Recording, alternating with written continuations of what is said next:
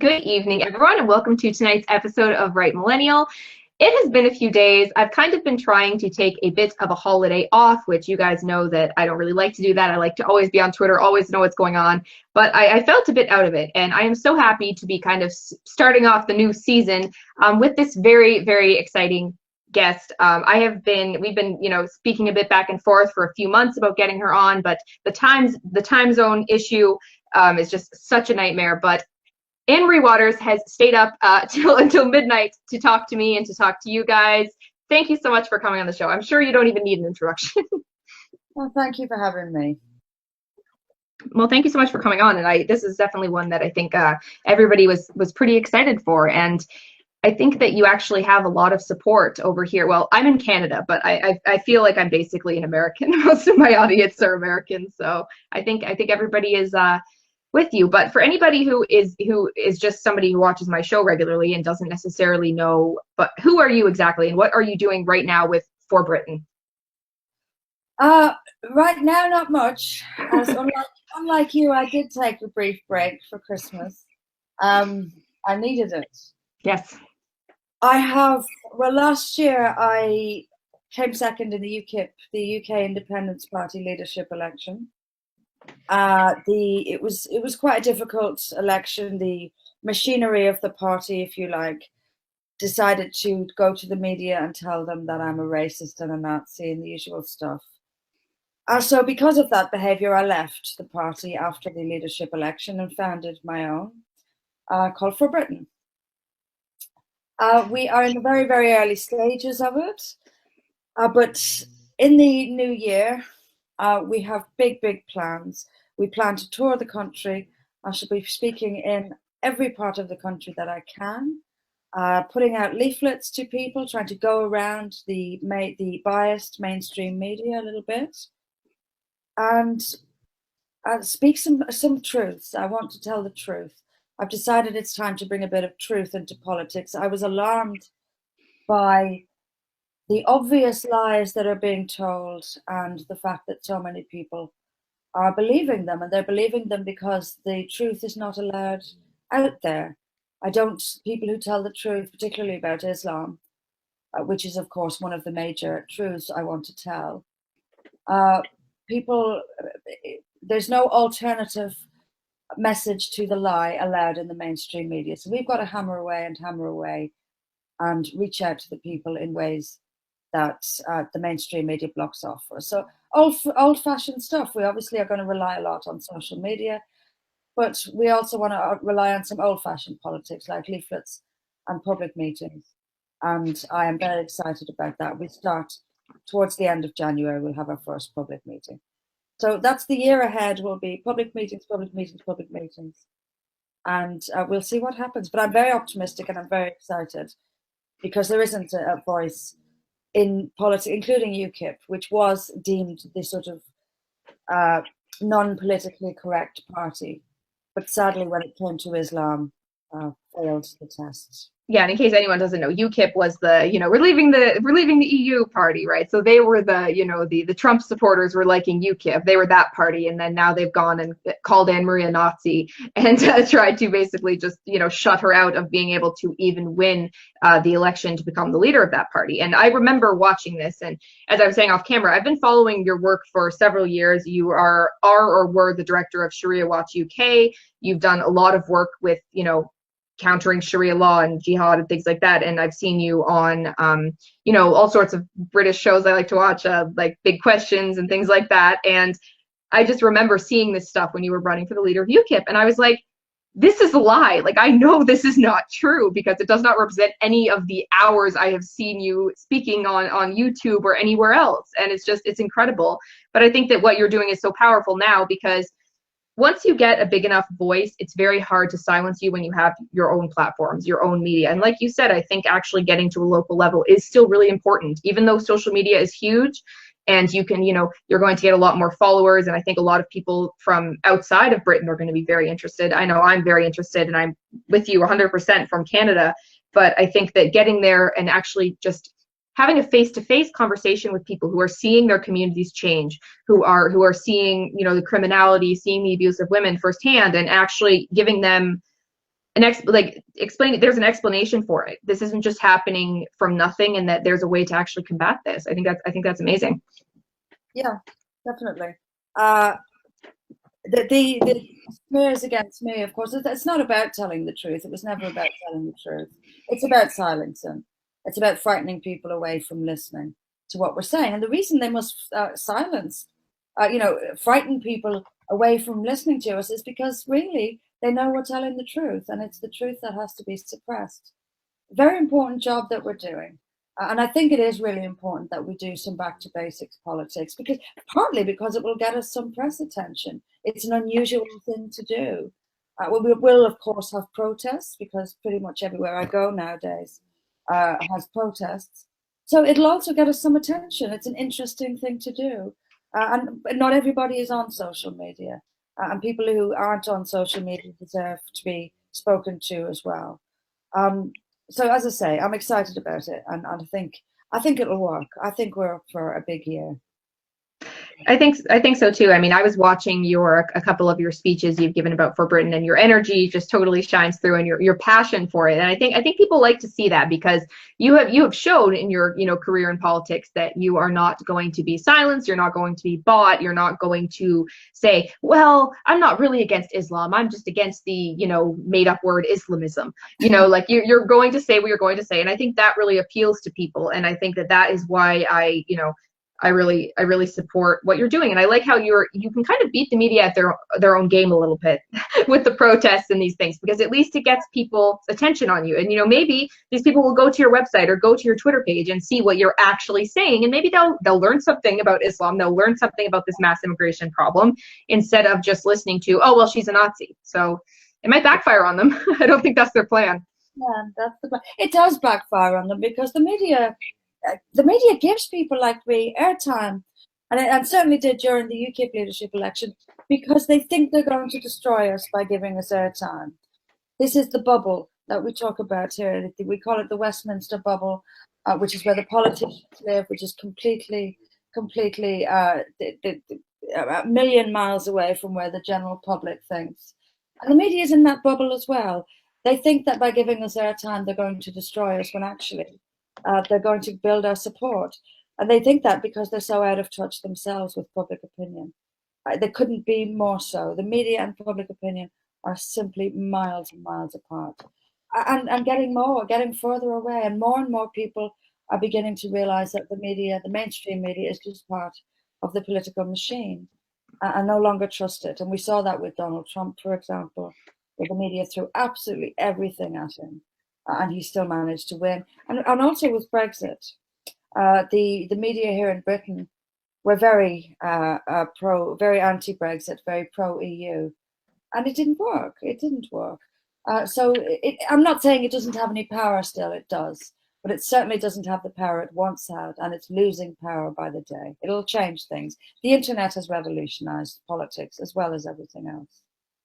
It really has, and it's given people. I think this whole thing of being afraid to speak out because you risk your job, you risk your family's security, you risk all kinds of things. And Islam especially is such a frightening topic to talk about for a lot of people. But I think that the more people that are doing it, the more that it does end up spreading the risk. It's not just you.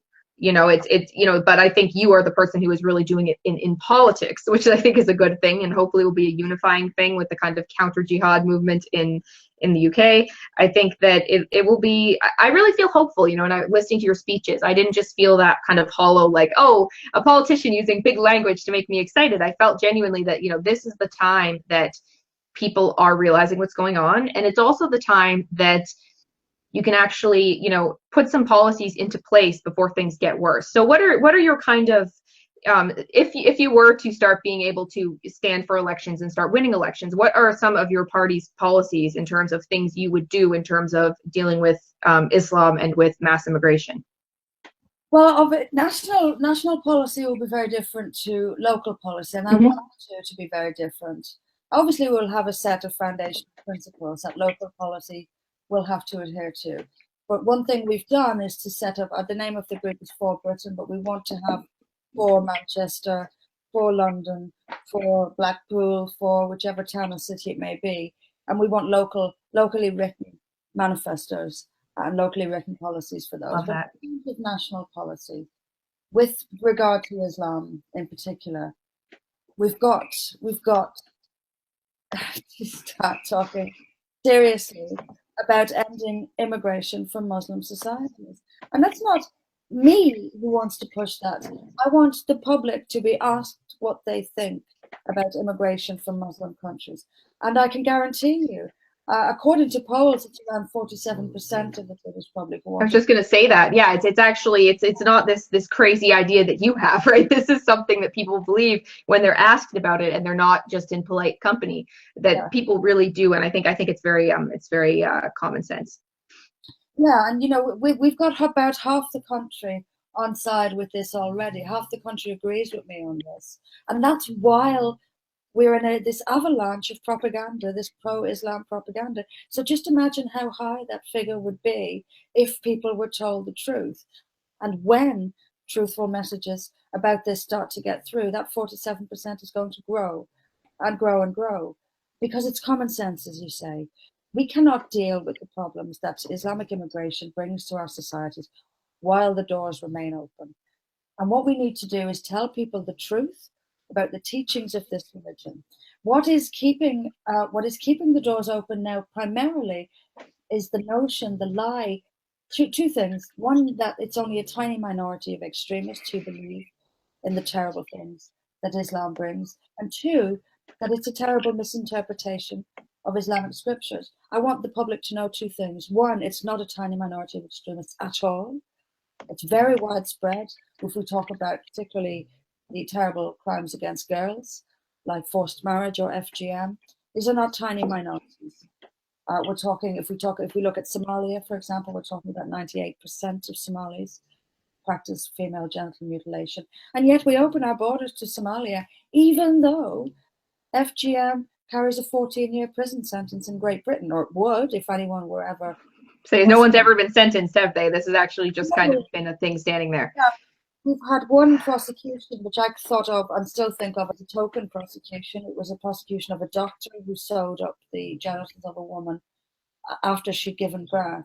Now, this is a ludicrous first prosecution for FGM. We want parents prosecuted for FGM. We want the cutters who have cutting parties around this country, and every parent who allows their children to go to them to be prosecuted. And I personally want deportation to be among the punishments for that crime, because I think it's the only one that's going to work. I think if you genuinely show that you mean it by deporting, it won't take many people. Deporting some people for FGM, I think you can watch the figures drop significantly. But once again, it's not a tiny minority of extremists. That's the first truth we need to be told. I want to give statistics to the public of how widespread these beliefs are and what these beliefs are. And the second thing I want the public to know is that, yes, these come from Islamic scripture. Just because not every individual Muslim in the world believes in them or follows them does not mean they're not Islamic. They are. And with those two truths in mind, and with some statistics of what's already happening in Saudi in terms of FGM or forced marriage or child marriage or jihadi ideology, I want people to know the full facts, the full statistics, and then say to them, look, with all this in mind, do you think it's a good idea that we continue mass immigration from Muslim societies? Yes or no? I know the public will say no. I know exactly, and they won't, and they don't say no now. Well, even if they listened, which they don't, I think there are still people who cling to it because they don't. First of all, they don't understand the doctrine, like you said. They're very misled by this idea that, well, I know a nice Muslim, therefore Islam can't teach this thing, and then the constant, oh well, if it's any religion can be perverted to mean these things where it's just a complete ignorance of what the religion itself actually teaches. And I say this all the time about it's a tiny minority. I mean, it's like they'll cite a statistic showing that, oh well, look how few Muslims are active jihadists, and I'm like, well, that's hardly the point. I want to know how many people think that Israel should be destroyed. I want to know how many people think that FGM is fine. I want to know how many people want to live under Sharia law. I want to know how many people think being gay should be illegal. 52% in Britain. And these are relevant things. These are not tiny minorities of people. These are mainstream. Yes. Some of them are not outright majorities, but they are very clearly within the realm of mainstream opinion, as much as, how many Christians believe that it's a good thing to take communion. Mainstream opinion. Yes, agreed. And people need to know it. People need to know it. Maybe we are, I sometimes think we ought to compare it to other things. Leftists will tell you that it doesn't matter what people believe. I've asked many times various people over the years, but why would you allow millions and millions of jihadists or people who believe in terrible things like child marriage, why would you allow millions and millions to live in your country? And they'll come back with, but it doesn't matter what people believe. So my response to that would be, okay, well, let's import tens of millions of violent white supremacists into Britain. Would you mind? Of course they're going to mind. Of course they're going to insist that this shouldn't happen. But why? Why does it matter? If people's beliefs don't matter, why would it matter if we brought tens of millions of violently minded white supremacists to live in the country? They'll never be able to answer that because, of course, it matters what people believe. You are bringing into your society something that is incompatible with the beliefs held by the majority already in that society. It is an open invitation for conflict and an open invitation for crime. And yet we continue to do it, even though we already know. We don't have to guess or speculate. We already know what's going to happen. We know that we're going to get more rape gangs. We know we're going to get more FGM. We know we're going to get more terror attacks. Let's close the doors. Let's close the doors while we still have a chance. I think that is the first step, because he'll be like, oh, well, it's such a big problem and, Britain is lost. And I mean, I wouldn't go that far, but I do think that there's really nothing that can be done without, you need to, the overflowing bathtub, you need to turn the tap off before you start, bailing yourself out. You need to start with something. I really like that analogy, by the way, of the white supremacists. I might have to start using that one because it's true. But I do think that speaks to the kind of typical, British, leftist mind, right? Because of course to them, things like religious ideologies are completely meaningless, right? So, they don't believe that anyone could really believe this, right? Where, of course, as we know, millions, hundreds of millions of people in the world really do believe these things deeply and will act on them if given the opportunity. And I think that once you close off this mass immigration, you can start hopefully making some strides with those that are here, like you said, deporting people who do these horrific crimes to girls, closing, I think you should be closing mosques that are, preaching, very violent or supremacist ideologies. There are things that can be done, better monitor. I was watching a documentary about, state schools that are basically Islamic. And I'm just like, how is this even going on? I mean, it just seems, even, here in Canada, I mean, I feel like we'd have the same policies if we had as many Muslims here. But it's astonishing what Britain is doing to kind of appease these people. And I think that it's not going to fix it, but I do think that you could make huge progress just enforcing the law and treating everybody equally under the law, a rule of law, not a law that only applies to, non-Muslim British people, but a law that applies to everyone. Yes, it's one of the primary things we need to do. If we could rein in the worst parts of Islam simply by enforcing the law, and that's what we're calling for. That's what I want to do with those who are already here. If we subject Islam to our law, we will change Islam.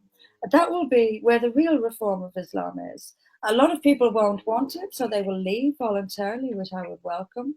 A lot of people will no longer want to come live here. If we were really enforcing the laws on FGM, for example, a lot of people who are wedded to FGM will no longer want to come here. This is good. This is good news to me. I don't want people wanting to come here who do this. But this is all we need to do with the Muslims that are already here, is to enforce our laws. It's really quite simple. It's going to cause problems. None of this is going to be easy. There will be a backlash. There will be a backlash from the left. There will be a backlash from Islamists and Islamist groups. But there's got to be. To me, we either suffer now and get it done, save what's left of our society, which is a great deal. There's people do think Europe is gone. I don't agree with that at all. Europeans are still the vast majority. You know, there's a lot of reasons to be hopeful, and all we need to do is have a sane immigration policy that looks at evidence, that uses common sense, and then when we've done that, when we've turned off the tap, as you say, let's start enforcing the law. That's it, without fear or favor. And thirdly, there's a third thing we do, is start to talk positively about our own culture again. Yes. Into a very weak Western culture has come Islam, and we're so weakened that we have been raised to believe that our culture isn't worth defending, and that's the first reason we're in so much trouble, because we've allowed alien cultures, and they are alien cultures, to come in and not only to insult our cultures, but to dominate it, to subject our culture to their culture, if you like. In Britain now, Islam is not subject to the law is subject to Islam. Literally, not literally, but not literally. It's close enough. I mean, in practice, that's actually what it is. That in practice, that's actually what's happening. We have a situation in the UK now where you can and will be, often are, arrested for Islamophobic hate speech. And perhaps, and I would put some money on the fact that you are more likely to get into trouble for hate speech or Islamophobia than you are for gang raping a girl, especially if you're a Muslim male. So we're in that situation where we can't say anything that's insulting to Islam without paying a high price, and where terrible Islamic crimes are happening with impunity. That's what happens in an Islamic state. You can't criticize Islam and people get away with terrible crimes, particularly against women and girls. That's what's happening in the UK, and that's what happens in Islamic states. We're not in a good place. No, I mean there is always still hope, and I've definitely expressed some worries over Europe compared to, for example, America. I mean, I feel that in terms of our kind of cultural view of ourselves, I think Canada is a lot more like Europe than America, but we have the fortunate thing of having America as neighbors and of also having an ocean between us and this problem. I think if we were bordering, these countries in the same way that, Italy and Greece are, and they could, wander up here, then we'd probably have the exact same problems. Our own prime minister has said we are a post-national state, that how dare you say that being Canadian means anything at all. And I agree. I think it's I've read Douglas Murray's great book The Strange Death of Europe, and I want to read it again because I love how he speaks about the idea of defending this kind of weird cultural guilt we have of how dare we defend the Western culture. We destroyed everything. We're colonialists, and we destroyed the beautiful peaceful world of Muslim tribes, and it's ridiculous. And I think if you take that cultural weakness and that lack of self-confidence, and then you apply a culture that is not only more confident but is given a religious mandate that they are the best and the only culture that should have a right to exist at all, you're going to see a problem. And I think that we need to. This is why I think educating people on Islam is a good way to help kind of make this shift, because once people understand that this is really what Islam teaches, it is a supremacist religion that teaches that everything, the world must become Islamic and then we'll have peace. That is what they believe.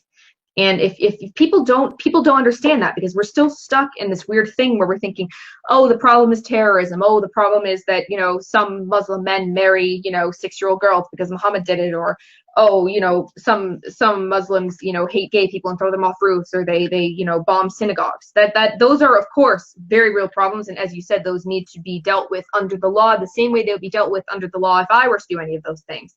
Yes. But we need to get that kind of core understanding of what we are dealing with, because then the pieces kind of fall together of all of these things actually having a connecting goal. And that though there are differences, there's a reason that the Muslim community, it really isn't a race, in the sense that, because you'll see the Somali community, the Pakistani community, of course they will have their issues within each other, but when it comes down to it, they are united together against the kuffar. You know, the ummah is more important than anything else. And, you know, making the world Dar al-Islam is so important in the religion.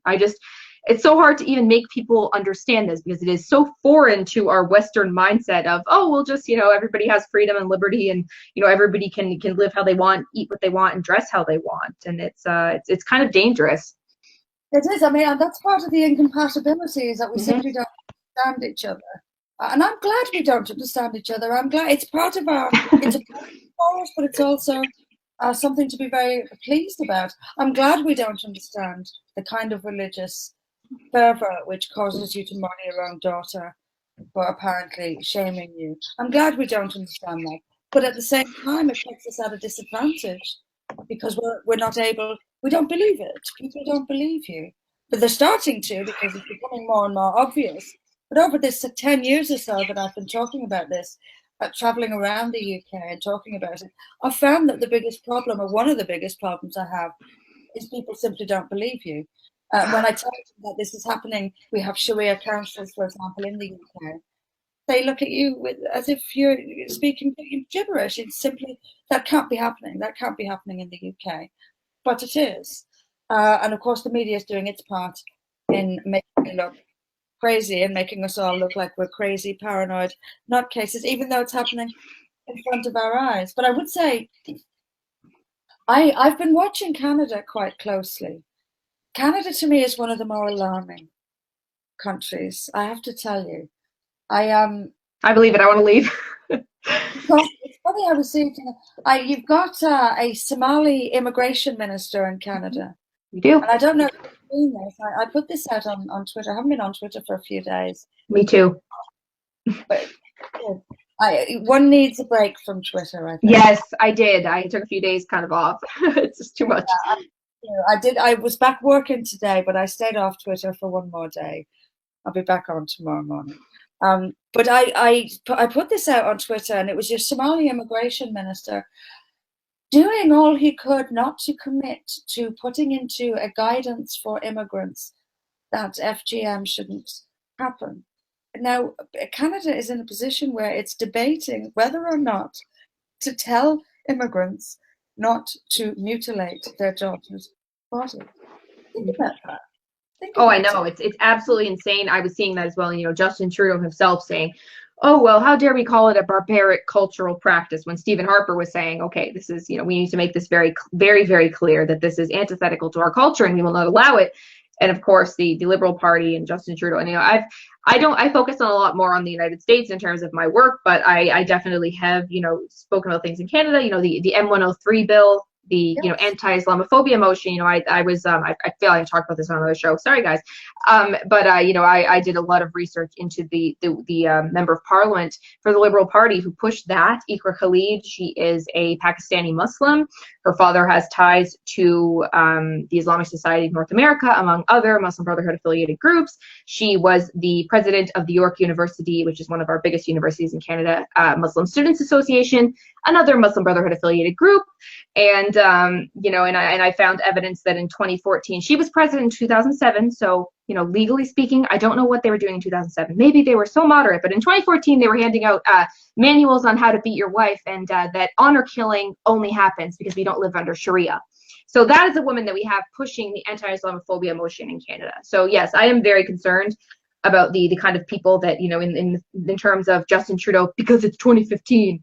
Nonsense about diversity and, you know, equal women in parliament for based on nothing but, you know, being women and not on their merit, and various other minority groups. And, you know, I'm concerned about it. But the thing in Canada, I guess, the only, you know, I would be more concerned, as I said, if we had more Muslims here, we would be exactly the same as Britain or Germany or Sweden, because Canada has no backbone in terms of, you know, preserving themselves. We have leaders who are completely just, you know, just bowing at the altar of political correctness and multiculturalism. We don't even have a Canadian culture, you know, according to our own leaders. But I'm less worried, just in the sense that I really hope that what will happen is that hopefully Europe will start, you know, we'll start seeing what's happening in Europe. We will vote out Justin Trudeau. We will start making some common sense policies in terms of immigration, in terms of, you know, assimilating Muslims who are already here. And we could definitely save ourselves from this issue, because we don't have a lot of Muslims in Canada. And most of them we do have are limited to, you know, very like pretty limited in terms of where they are. In other, you know, in a few large cities, it's a much smaller country for being so huge. We only have 36 million people. But yeah, I mean, I had Yasmin Mohammed. She's an ex-Muslim. She's from Canada, and you know, the stuff she was telling me about what's going on just under my nose in this country is just incredible. You know, the women FGM of, you know, multiple wives, of just horrific. She actually went to Child Protective Services, or CAS, in Canada, and she said that her stepfather was beating her, and they actually kept her in the home. So this is the kind of thing we're dealing with. So yeah, I shouldn't downplay it. Canada has a lot of problems. You know, I'm worried about it. I'm also worried about the Mm-hmm. United States. Trump may kick the can down the road, but Trump, as great as he is, and I'm delighted that he won. He may kick the can down the road, but America's got a lot of identity problems going on, and it's got a lot of the same problems with the anti-Western left colluding with Islam. We're in a situation now where we've got a church in the United States removing a bust of George Washington because it was inappropriate. It may cause offense, this kind of thing. George Washington, when George Washington is considered inappropriate and maybe offensive in the United States has an identity problem going on. And it may be spelling the end of the United States as we know it. And I don't think that's very good news. If the likes of George Washington are under attack, and they are, from the same leftists that are causing all the problems here in Europe and in Canada and Australia and everywhere else, really, we have a problem. They will go after the Constitution. The Constitution of the United States will be considered a white man's charter. You're already hearing whispers like this coming from the left. And that's going to be the ultimate aim, is to get rid of the US Constitution. If the US Constitution dies, then I'm afraid the lights go out all over the Western world. It's the anchor of democracy in the West. And if it's in trouble, and it is in trouble, then we're all in trouble. So this sort of anti-founding fathers, anti-identity, the US identity that we know, is growing. And I'm worried about the United States as well. I'm worried about the entire Western world. We still have the numbers. You're absolutely right. We still have the numbers, very much so, including here in Europe. Despite what it might look like from outside, we're still very much the majority in Europe. We just need people to vote for. We need to get past this disgusting media, and we need people to stand up and be voted for. And we need to do it quickly. There isn't a great deal of time, because we have a totalitarianism evolving on the left as well, which is as great, if not greater danger than Islam itself. We're in trouble. Freedom is in trouble. I agree, and I think that the United States needs to be that beacon, and needs to, you know, kind of, you know, hold to their own values and not allow this kind of, you know, leftist insanity with, like you said, this kind of culture of, oh my gosh, the founding fathers were evil, racist, patriarchal white males, and they must be destroyed. I mean, it's ridiculous. The only redeeming thing I see in the United States with that, where that goes, is that I think that in the United States, I'm pretty convinced that it is a kind of very, you know, it's a small but loud, insane minority who has taken over the media, who has taken over, more than anything else, I think, these, you know, post-secondary education institutions, where I fear, at least in several countries in Europe, that it's not a tiny, crazy minority. I think it's more mainstream in terms of what the average person believes. Even though, like you said, I do think in countries that are now seeing, you know, the insanity that the left has wrought, I think people are kind of thinking, okay, this is clearly not working. But in the United States, I mean, I think Trump winning did show that there are a lot of people who are sane and who really do love the United States, and who really do want to actually preserve freedom and liberty, and of course the Constitution. And I don't know, I think that we need to be very careful and not just think that, well, the United States is, you know, an ocean away from these problems, because it's not. You know, you have the United States. The more research I do into the kind of infiltration of the Muslim Brotherhood into top levels of government, I mean, it's terrifying. You know, it's absolutely insane that you have, you know, organizations like CARE, which is, you know, a terrorist organization, and even in countries like the United Arab Emirates, you know, the beacon of freedom that they are, consider them a terrorist organization. And yet here they are in the United States, in Washington, D.C., lobbying, and, you know, rubbing shoulders with politicians. I mean, it's insane. And I hope that the United States wakes up. And Trump, I think, is, like you said, I'm definitely happy that he won. I think that there's a lot of good things he's doing, but I still fear that he has this kind of there's still this basic idea that he seems to have for that we can't discriminate. And I think that this needs to stop. I think this idea that this whole thing of you cannot discriminate, the added categories, it's not just you can't discriminate against race. You can't just see a black person and think they can't be allowed in. Of course, I agree that we should not do this, but this idea that you can't discriminate based on religion or, based on ideology is crazy. You can discriminate. And that's the one thing that I see that's very sad with things like his travel bans and things like that, which they won't even let that through. But I'm thinking that's not good enough. I don't want a ban that stops, Christians fleeing persecution from Muslim countries to be trapped there because we don't want to say what we actually mean, which is no Muslims from Syria, which is what, of course, the problem is. I would be perfectly fine with having, of course, we would have to, assure that they are, vetted and would conform to our culture. But I have no problem with, people like a Christian community fleeing Syria to come to the United States. I have no problem with that. It's the Muslims that are the problem. Yes. It's so ridiculous to say we mustn't judge people on their religion. Of course, we must judge people on their religion. Their religion is their belief. And we must judge people on their belief. And people will even say that, but you mustn't condemn people for their beliefs. Well, what do we judge people on if not their beliefs? Their income, their car, their clothes? What do we judge people on if not what they believe? Of course, that's what we must base our judgments on. And the fact of the matter is, all belief systems are different. If we're going to swallow the nonsense that all religions are the same, then we're going to have to argue that all political ideologies are the same. So communism is the same as capitalism. Of course it's not. They're completely different. That's, the clue is in the fact that one of them is called communism and one of them is called capitalism. So there's your first clue that they're not the same thing. Same things with religions. Christianity and Islam are not the same. They do not teach the same things. So we must discriminate between them. This is silly. This is getting rid of objective realities. This is the left chipping away at common sense and sanity in order to ultimately open the borders and skip towards a global utopia, which is what they delude themselves into thinking we're doing.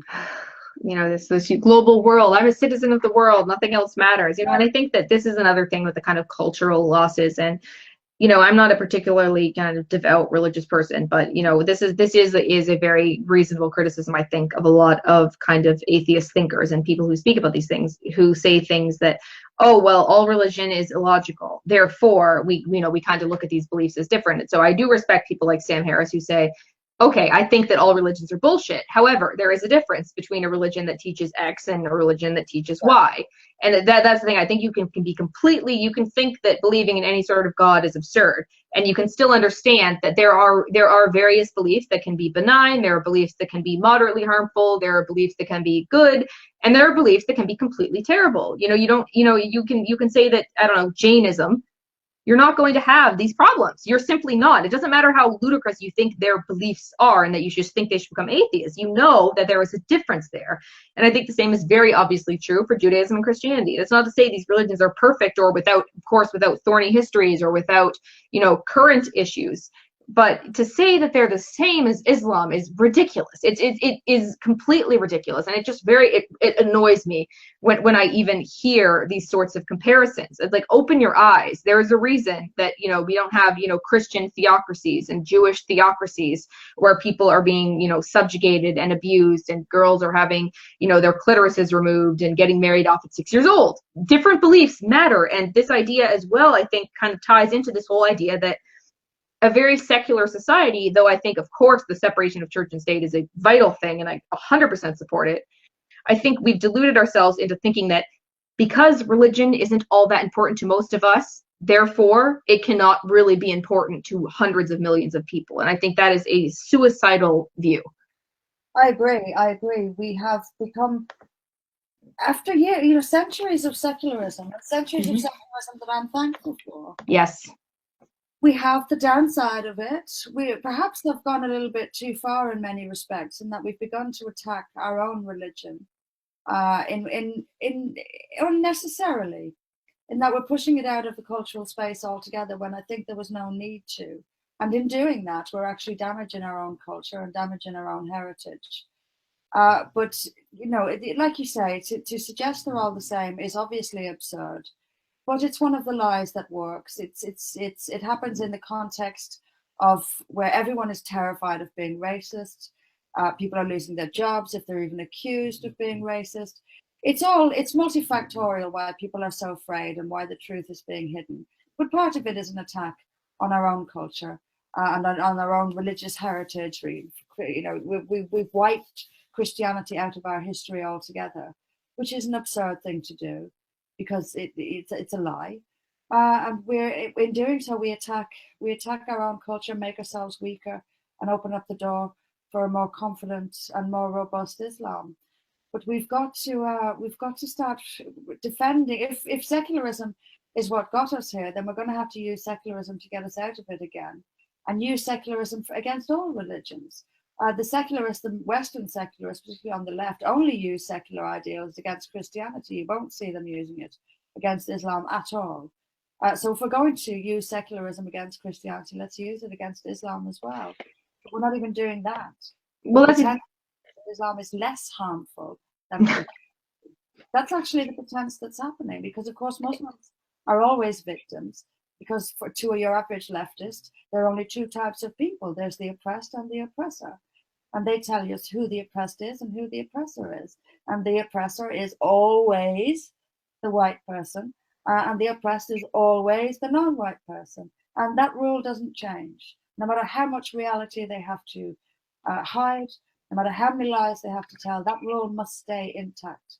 The oppressor is white, the oppressed is non-white, no matter what the reality is. That's rule number one. Well, exactly it. I mean, I see the absurdity of it in places like the United States. People are, angry about, Kim Davis not wanting to issue gay marriage licenses or whatever it was, and people not wanting to bake cakes. And I'm like, I don't agree with these positions, obviously. But, you have to realize that the alternative is, gay people should be killed. There is a difference. There is a difference there between, people having, their lives impacted when they're dying, or having their lives impacted when they can't get married. Of course, we should work towards, people being able to have, to have freedoms. Obviously, I am a conservative. I believe in personal liberty, and that people should more or less do what they want for the most part. That is, something I believe is a very conservative position. So it does annoy me that the Christian right has somehow twisted conservatism to mean that, we restrict gay people getting married and things like this. I consider that a very leftist kind of position. But regardless, I mean, there is a difference in terms of severity, and like you said, I think that the left focuses on the easy targets. They get mad at Christians because there are, of course, a lot of Christians, and more so there are a lot of white Christians, and they must be evil bigots. It's a lot easier to protest the Christian religion than it is to protest Islam, when of course Islam is far, far, far more dangerous. And it's this sort of, I don't know. It's such a frustrating thing, and it's very difficult to combat. I do agree with you to some extent with secularism actually being, seen as a value, that, you can believe what you would like. I'm happy that you believe whatever you want, but you cannot enforce it on everybody else through the law, ever. That this cannot be allowed. But what I do see the downside at times is countries like France, where they're like, they want a secular state, so they're trying, doing things like banning religious symbols, when of course the reason they're doing this is to ban niqabs in public, to ban, Muslims walking around in head to toe black, cloth trash bags. This isn't because they're mad that a Christian guy wore a cross to work. This isn't because they're mad that a Jew walked down the street wearing a kippah. It's because of Islam. So this whole non-discrimination, it actually does discriminate. It discriminates against peaceful religious people who are just, showing an actual cultural and religious tradition in favor of people who are, totalitarians. It really frustrates me with things like that. And it lacks common sense as well, because they will put the kippah in with the burqa, as if they're the same thing, as if they both deserve to be banned. No, they don't. The kippah is a tiny little bit of cloth on the top of a head. A burqa covers a person's face and conceals their identity. These are not the same thing. So in order to ban the burqa, you don't have to ban crucifixes around someone's neck as well. Because guess what? The crucifix doesn't conceal identity. The crucifix does not cause, it's not a tool for the suppression and oppression of women.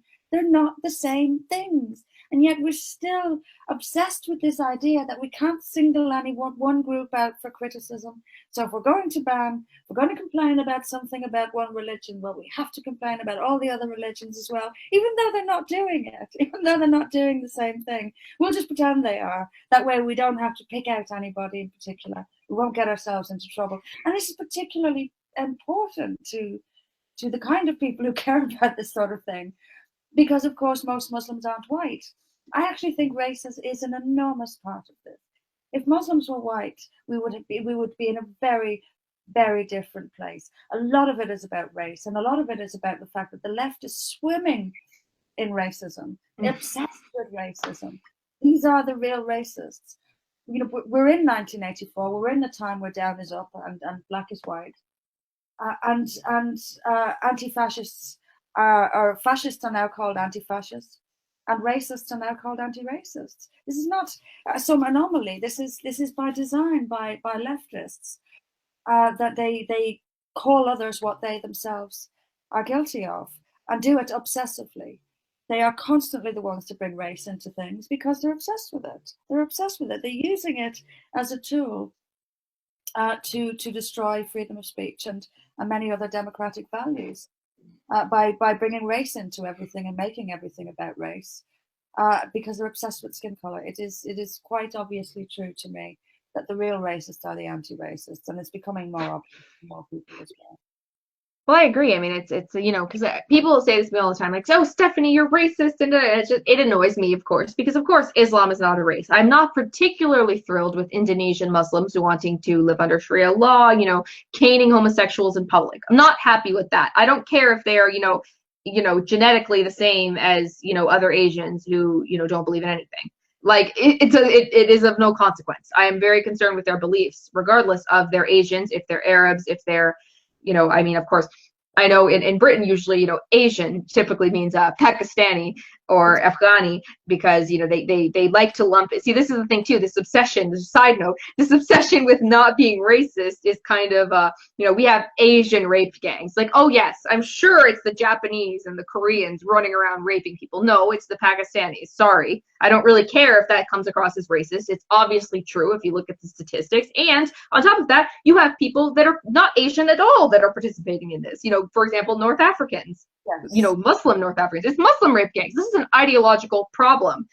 And yes, there are times when I will say, for example, you know, when I'm discussing, for example, the Israeli-Palestinian conflict, and I will bring up the, you know, Arabs specifically having a tribal culture that predated Islam that was then codified in Islam, I will say Arab culture. But this is not the same as saying that all Arabs are horrible and believe in X. That's very silly. And I think that being afraid of being called racist has kind of, you know, caused us to actually be like you said, we are kind of allowing the reverse to happen, where the racism of low expectations, the racism of, you know, this ridiculous black and white worldview where I'm an oppressor and this brown guy next to me is oppressed, even if this brown guy next to me makes, you know, $100 million a year.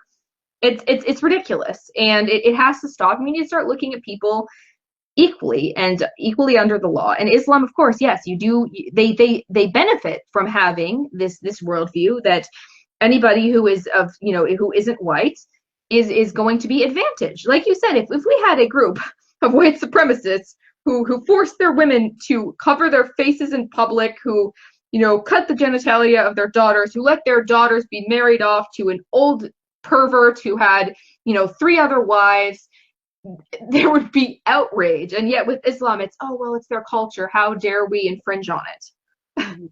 Yes. Ridiculous. This is the racism of the left, most certainly. And what's interesting to me as well is, you know, you mentioned baking cakes and a Christian group, Christian cake bakers not wanting to bake gay wedding cakes, as we had over here as well. You will immediately hear the leftists condemning Christians and Christianity for this.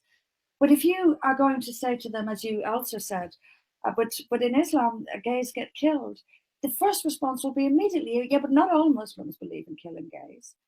But you won't hear not all Christians will refuse to bake a cake. You know, there's so... Which, of course, is far more true. Like, I don't know any Christian that I know who would refuse to make a cake. Most of us find it very silly. It's also it's Alice in Wonderland. It's 1984. We're living in a world of make believe. We're living in a world where the evil has been elevated to good, and the good is being trampled on by it. It's obviously a very serious situation. But these are the lies we have to get through. These are the lies we have to and we will. Lies are not very powerful when there's people determined to show them up. The truth has a way of, it's very stubborn. The truth has a way of shining through. And I'm optimistic about it. I really am optimistic about it. This can't carry on. This can't carry on. More and more, it's laughable.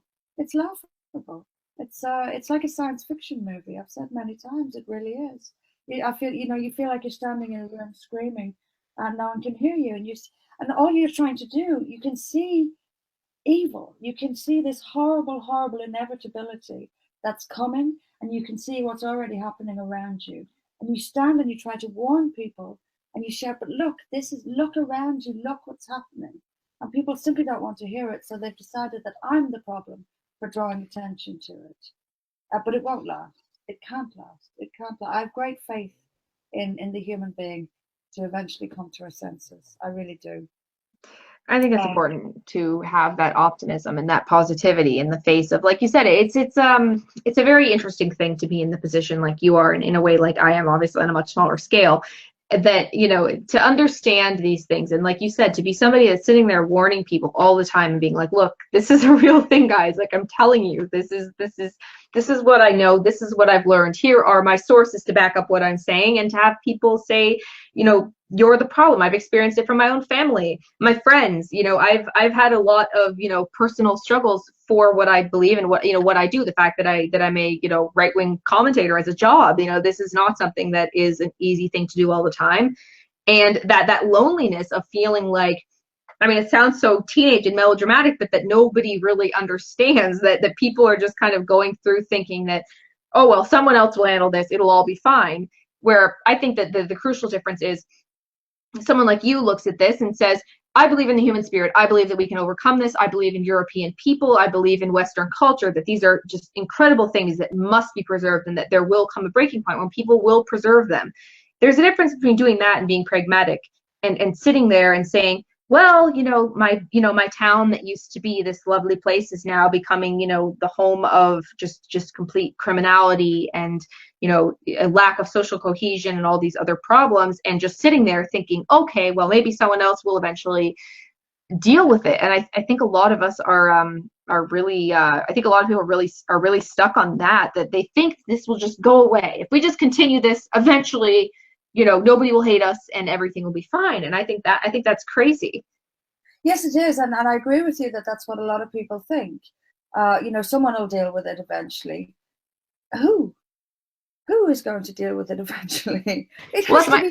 What if it's someone awful? That's what I fear. What I fear the most, people say to me that, like, oh, you're so horrible, and how dare you say these mean things, like we should ban Muslims. And I'm like, okay, I want to ban Muslims. What you're not understanding is that you look at a person who is seen now as horrible and, racist and fascist, and what is coming next? Like, for example, let's look at remember when Trump retweeted Jada Franson, a video that they put out about a Britain First video of, Muslims doing, a couple of unpleasant things. And the response to this is just, oh my God, look how terrible Britain First is. And I'm not, completely, I don't know everything about their policies, but I'm thinking to myself, like, even if every single thing you're saying about them is completely true, what do you think the alternative will be? Who do you think will come next? Like, it's baffling.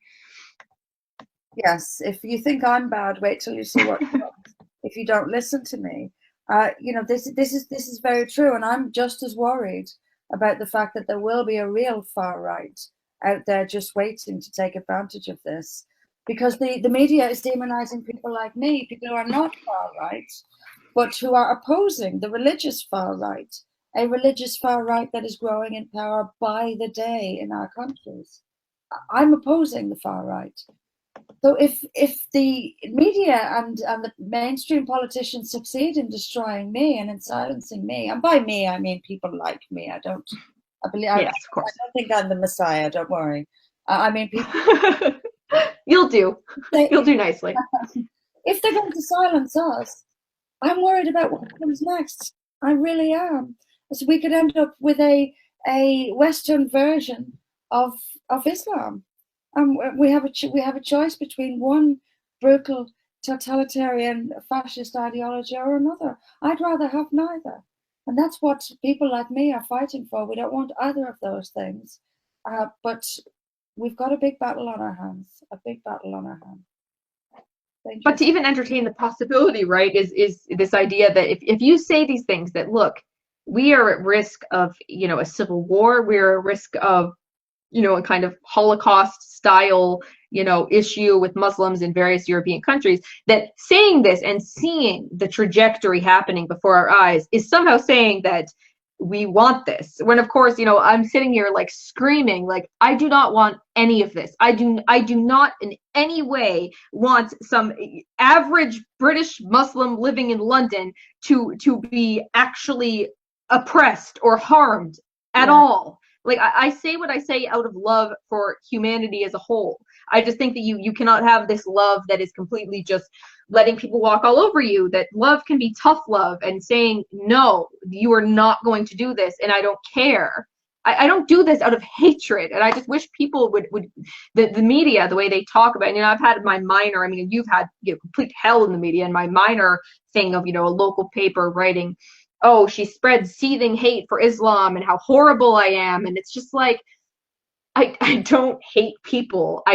There are certain Muslims I hate. Certainly, I hate people who want to subjugate me, or who would want to put me in a burqa for the rest of my life. Obviously, but I don't just go. I don't come at this from a place of we must destroy this other world. I want to do things in a way that preserves what I believe is great about the West. And I think that we pointing out this danger needs to become a reasonable position. It needs to not be this thing that if you say that, if you don't like me, who will come next, that somehow implies in some bizarre twisted fashion that what you're actually saying is, if you don't like me, just wait. We're going to have someone who's going to kill Muslims, like with happiness at this. I'm sure you're the same as me on that. But it's true. If you don't, don't listen to, there will come people who will actually want to kill Muslims. Yeah. This is not a joke. And going back just briefly to the denial part, people think that this will, like you said, just go away somehow. It's just another one of those things. It'll pass. It'll just go away. Let's travel back, shall we, to Germany. Germany, not some crazy faraway place. Germany, a first world wealthy country, only about 90 years ago, no one in Germany, if you'd have said to a Jewish person in Germany in 1920 what was coming in the next 20 years, they would never have believed you. But it happened. Terrible, terrible things do happen. We only have to look at our very, very short period ago to know just how bad it can get. So we have to hammer home to people, this is not a crazy delusion. All over the world, Islam brutally oppresses people. It has been doing that for 1400 years. Our history books tell us it has been doing this for 1400 years. It has come to Europe before even ruling Spain. We've had wars against Islam before, as we all know, at the gates of Vienna. We need to understand that we are dealing with a very brutal ideology, which has form, which has a history we can learn from, which has a present day manifestation we can learn from just by looking around the world, and understand, finally, that what we have today is it's not there for keeps. You have to work it. It doesn't just exist out of no effort. If we want to live in peace and freedom, which is what I'm fighting for, we're going to have to actively take steps, or we will end up in a terrible, terrible darkness, just like we did in Germany not that long ago. These things do happen. And as I said, if you would go back in a time machine to 1920s Berlin and tell people what was coming in less than 20 years, they would have thought you're crazy. But it came, and worse than could have been predicted came. And we're in the same situation now. I'm trying to warn people what I see coming, based on evidence, historical evidence, and the world as it is today. I see this coming, and I'm simply trying to warn people that we risk losing peace and freedom if we don't take active steps to protect them now. And that's it's not an act of hate, it's an act of love. Mm-hmm. And it's, this is the thing, I guess, that people, where the delusion comes in, right, is that they'll bring up the same thing, right, with the Nazis. And like you said, that people thought this could never happen. And of course, that is the case, right? That there was a time when people were saying, oh, what do you mean in 20 years this is going to happen? I'm sure that was the case. But, the problem we have is that, to the left, and their view of this, of course, is not that the Muslims are the Nazis, but that the Muslims are the Jews, that they're going to be the scapegoat for all of Europe's real problems, and all of Europe's real problems are caused by Europeans. And I think that is my only fear with that thing. And this is why people get very angry at me when I say that, when I compare Islam to Nazism and say that, of course, not all Nazis kill Jews. Of course not. That'd be ridiculous. Not all Nazis, should be tried at Nuremberg. That'd be ridiculous. But there is an ideology that is very similar to Nazism if you actually know anything about Islam. And I don't really care if it offends anyone.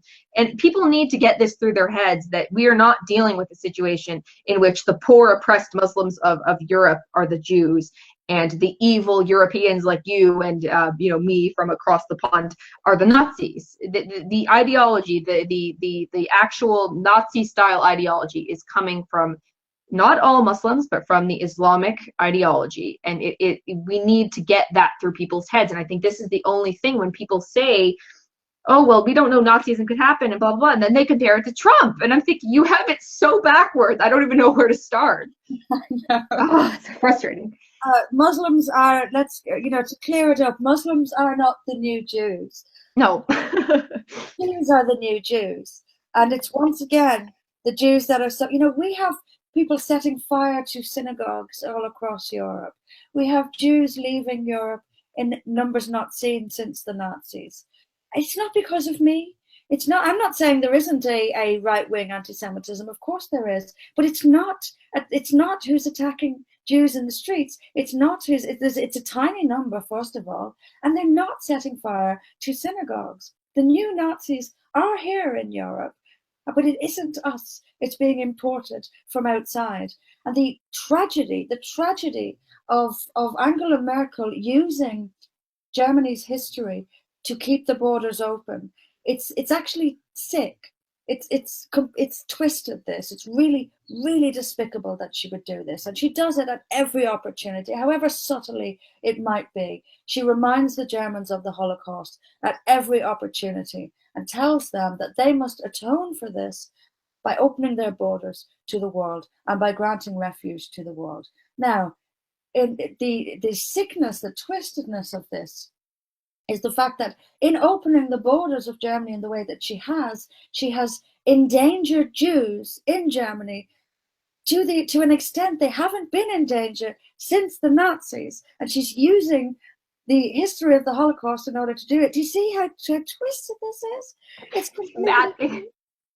completely crazy. And the left will throw it at you as well. You're talking about a religion. This is what Hitler did. He talked about the Jews, and he made out that the Jews were this. Yes, but Hitler was lying.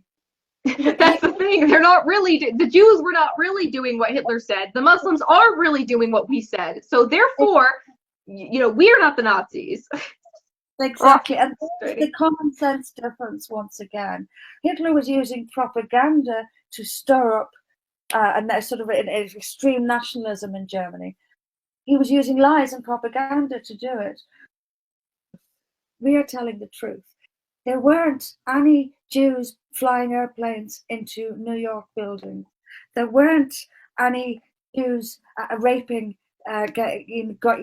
gangs of Jews roaming European streets, gang raping young European girls. Everything we're saying is true, whereas what Hitler did was lie and propagandize. The two situations could not be more different. And the only thing they have in common, the only similarity, is that once again the Jews are being trampled on in Europe.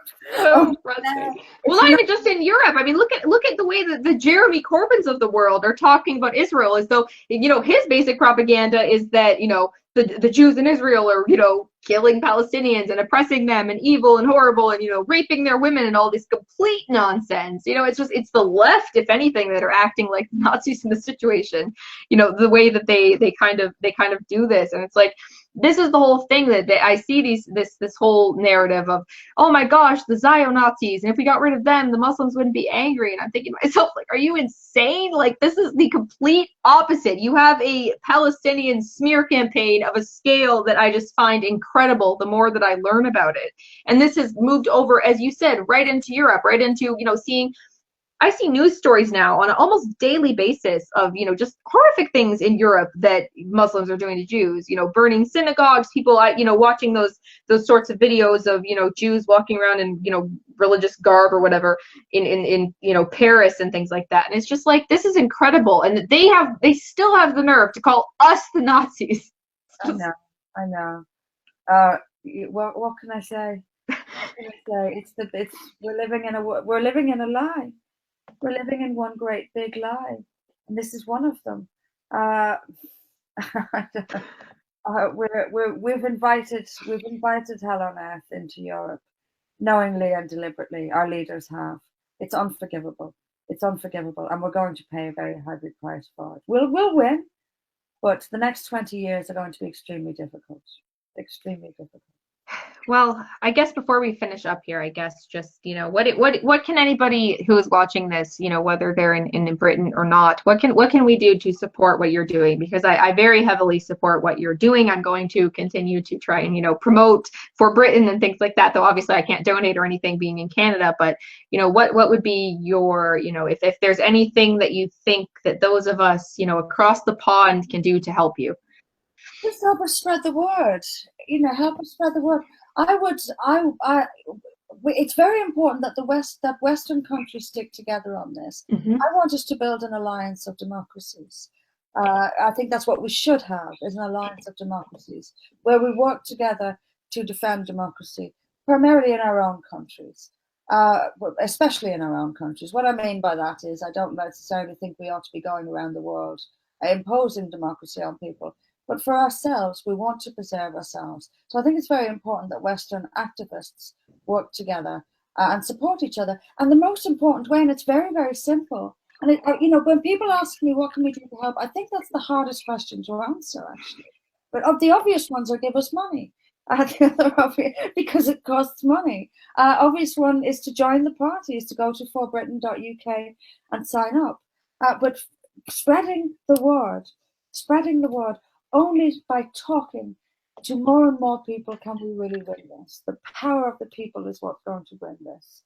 And that the more people we tell, share social media, have conversations, write letters to newspapers, write letters to MPs. This is all the basic bread and butter stuff, but it's bread and butter for a reason, because it works and it's important. And if people can't donate to me or can't join up, the one thing I always ask them to do otherwise is to talk to their friends about it, broach the subject, and because courage is contagious. And if one person starts the conversation off, it will be like a domino effect. Another person will hear someone say, well, I think that as well. I didn't know I was allowed to say that. And then they'll say it. And then someone else will be emboldened by that, and they'll say it. And all of a sudden, we'll have more and more people talking about it. And the more people talk about it, the more they learn, the more truth comes out. And the truth is our weapon. That's how we're going to win. So what can you do? Share. I'll come on again. Okay. Good. You're welcome anytime. My audience loves it, and you know, I do have a few in you know, in Britain who could probably actually donate. Guys, I'm watching you. I rely on you guys to you know, put my money forward there, and you know, to join and to get involved, you know, to actually get involved so that you can grow the party and do more with it. But I think we have a really good advantage. I mean, I look at, for example, you know, you look at things like, you know, Marine Le Pen, and you had a lot of Trump supporters supporting her, even those who didn't agree with a lot of her policies, but they agreed with her on, you know, the kind of Islamic immigration and things like that. You know, you have you had a lot of support in the West in general. But I think the thing we have with Britain that is really, really good is that we have a shared language, right? Where someone like me can be on Twitter, talking about ForBritain and saying you should do this. And it actually can have an impact on people that are living in Britain because we all speak the same language. We're all actually able to communicate with each other in that sense. So of course, to my followers, I would say, please do that. Go follow Anne-Marie on Twitter. Go follow the ForBritain party on Twitter. Use the hashtag. If you know somebody there, talk to them about it, because obviously we can't vote and we can't join the party, but I think we could certainly do something. And I think if you could get that level of support from Americans, especially, I think that would actually really be a good thing. And like you said, even just the unifying belief in freedom and liberty that does unite us as Western countries, whether you're in Canada or in the United States or in Britain, that we can actually, come together on this and actually tell the truth and not be scared, and to be that first person who walks forward and says, I think this, what do you think? And you'll be surprised just how many people actually agree with what you're saying. Absolutely. And there's one more thing, if I could just say, for people who are in Britain, if you would like me to come, if you'd like ForBritain to come to your town or city, get in touch with us and help us to organise public meetings. This is key for us in 2018. So if you'd like a meeting in your area and you're in Britain, get in touch. That's very important for us this year. We want to speak in as many towns and cities across the UK as we can. Well, and you can tell Anne-Marie is working super hard. I mean, I see you everywhere. If you type Anne-Marie Waters on YouTube, you're going to find her everywhere. So I've definitely gone a little over my hour here, but thank you so much for taking the time to come on. You have an open invitation. You're welcome back anytime. And I was so thrilled to see all the new faces watching. And, even for those of you, all of my kind of diehard watchers who are here all the time, please, like I said, just, follow and share and try and continue to get the message out there, because, this is, Anne-Marie just sitting down with you for an hour. I'm so thankful. I'm a little starstruck because I've been a fan for such a long time, but I'm thrilled to see that, you're exactly the sort of person that I think we need to be supporting and need to be standing behind and saying, like, look, this isn't just her standing there like a crazy person saying these things. There are, thousands of people behind you, hopefully hundreds of thousands, if not millions, who are willing to, to also, put our necks out and say what we believe, because ultimately, freedom as an idea is something that does cross, these kind of national boundaries, and it crosses continents. And I'm here in Canada in a free country for now, hopefully for a very long time to come. And I want to preserve that wherever I find it, whether that's, in the UK, in the United States, in Germany, in Sweden, in Israel, wherever it is, I'm going to be with people fighting for freedom. So thank you so much, Anne-Marie, for coming on. Thank you. And for followers in the United States and Canada, sorry, last little plug. No problem. You're the one up late. Followers in the US and Canada have friends and family in the UK. Please make sure they've heard of ForBritain. That's my last plug. Thank you very much for having me on, Stephanie. And thanks for doing it. Awesome. Well, thank you so much. So yes, ForBritain, hashtag ForBritain, at ForBritain Party on Twitter. And of course, you can find all of Anne-Marie's contact information. I think I also have all of ForBritain's contact information, their website. If you're in the UK, I expect you to donate, even if it's £5, as they call it over there, to try and make that small difference. Yes, thank you so much, Anne-Marie, for coming on. And I hope you'll come back at some point. I will do. Thank you. Have a good night, guys. Yeah. Bye-bye. Bye.